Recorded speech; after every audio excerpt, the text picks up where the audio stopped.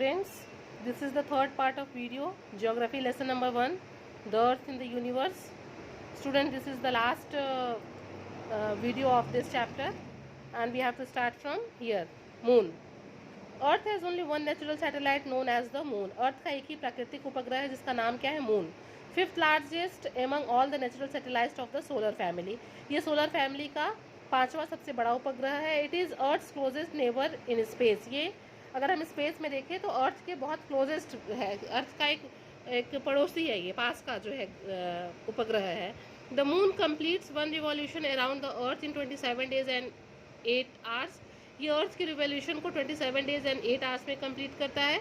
It spins on its axis as at about the same time that it takes to complete an orbit of the earth. उतना ही time इसको जो है rotation में, इसको कितना 27.3 डेज इसको रोटेशन में भी लगता है.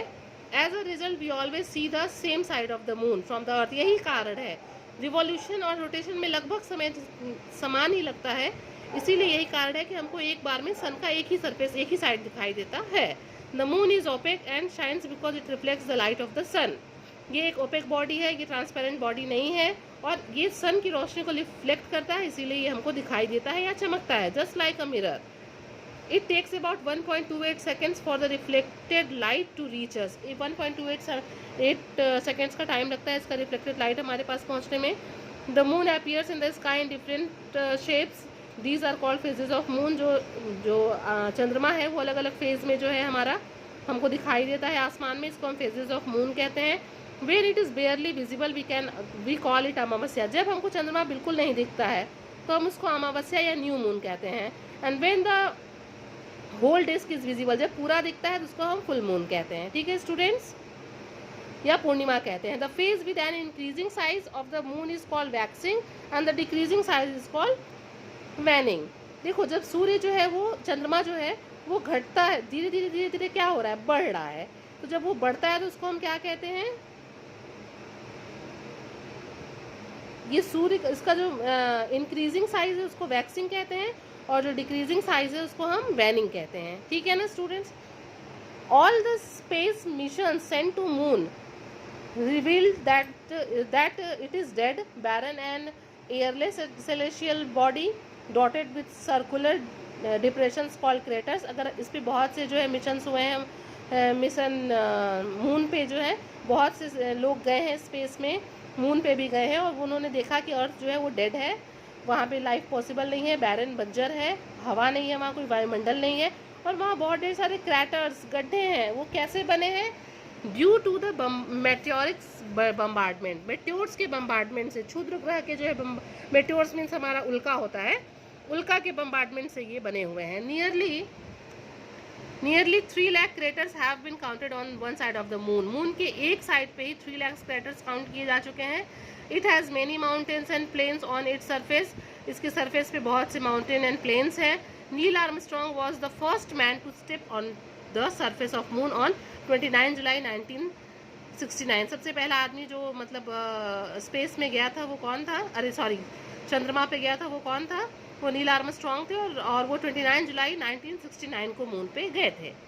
अब आइए, इसके अलावा प्लैनेट, सैटेलाइट्स के अलावा जो अदर सेलेशियस बॉडीज होते हैं हमारे एटमॉस्फेयर में, हमारे सोलर सिस्टम में, not in atmosphere, in solar system. अब हम उसको देखते हैं. पहला है हमारा एस्टेरॉइड्स. एस्टेरॉइड्स को हम कहते हैं क्षुद्र या लघु ग्रह. These are rock pieces that lie in the belt between the orbits of Mars and Jupiter. ये मार्स और जुपिटर के बीच के बेल्ट में मिलते हैं. Like planets they also revolve around the sun. ये प्लैनेट्स की तरह ही सन की चारों तरफ घूमते हैं, but do not have an atmosphere. इनका कोई एटमॉस्फेयर इन पे नहीं होता है. They are believe to be fragments of planet. की प्लैनेट्स के फ्रेगमेंट्स माने जाते हैं, छोटे छोटे छोटे टुकड़े माने जाते हैं. विच डिसइंटीग्रेटेड आफ्टर इट्स बर्थ, जो इसके बनने के बाद इनसे अलग हो गए थे. Out of 1 lakh asteroids nearly 4000 have been identified. 4000 को जो है पहचान लिया गया है.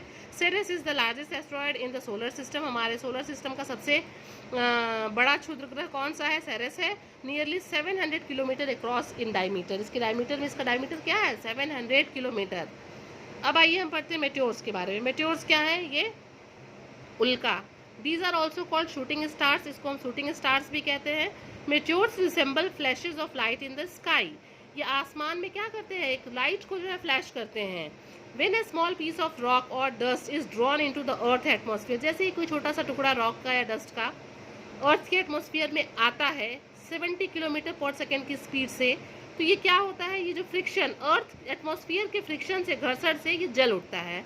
The burning piece cause a flash of light, और इसके जलने से एक रोशनी चमक के दिखती है। Some meteors may not burn out completely, कुछ जो है वो पूरा नहीं खत्म होते हैं, जल पाते हैं, और वो हमारे अर्थ के सरफेस तक पहुंच जाते हैं। एंड दे आर कॉल्ड मेट्योरिट्स, उनको हम क्या कहते हैं, मेट्योरिट्स कहते हैं। क्या कहते हैं, meteorites. And next and the last heading is comets. Comets यानी कि धूमकेतु। The word comet originates from the Greek word kome, ये हमारा जो वर्ड है ये ग्रीक वर्ड कॉमी से बना हुआ है, which means hair of the head, मतलब सिर के बाल।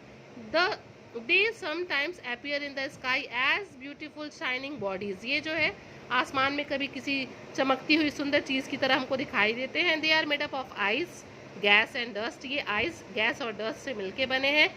As they approach the sun, जब ये सन के संपर्क में आते हैं, पास आते हैं, तो इनका जो फ्रोजन सरफेस है वो इवेपोरेट, वाष्पीकृत करने होने लगता है, क्योंकि ये आइस के बने हुए हैं।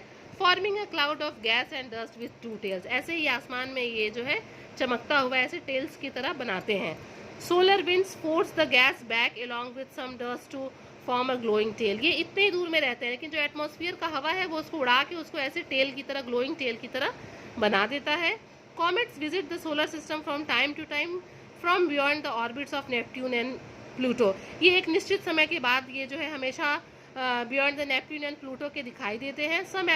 Some appears at very regular intervals, कुछ ऐसे कॉमेट्स हैं वो जो एक निश्चित समय के बाद दिखते हैं, उसमें से एक है हमारा हेलीज कॉमेट विच अपीयर्स एवरी 76 ईयर्स, हर 76 साल के बाद जो है हमारा हेलीज कॉमेट दिखता है। And students, now we have completed the chapter and I advise you that revise the chapter again and again. When once or twice you will go through the video, then only you will understand the chapter, and I make you sure if you will revise it you will understand the chapter. So students, revise the chapter, stay home, stay safe, and in next PDF or documents I will give you the book work and copy work. Okay students, thank you.